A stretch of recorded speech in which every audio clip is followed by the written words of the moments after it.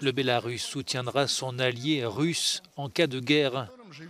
S'exprimant sur un ton martial dans le contexte des fortes tensions autour de la crise ukrainienne, Alexandre Loukachenko a promis d'accueillir sur son sol des centaines de milliers de soldats russes en cas de conflit.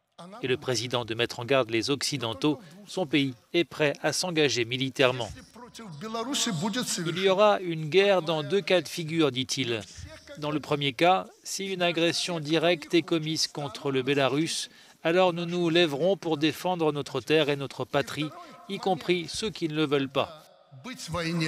Et dans le second cas, si notre allié la Russie est attaqué directement, alors le Bélarus s'engagera dans la guerre.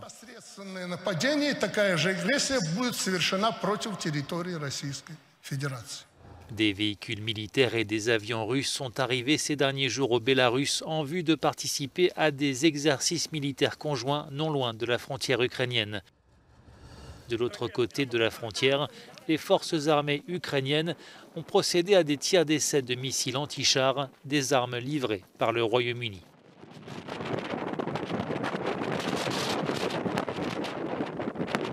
L'Ukraine redoute une invasion imminente sur son territoire compte tenu de la présence de dizaines de milliers de soldats russes à sa frontière.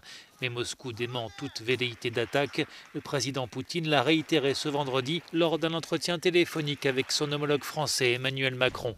Les deux hommes sont convenus de la nécessité d'une désescalade et de la poursuite du dialogue.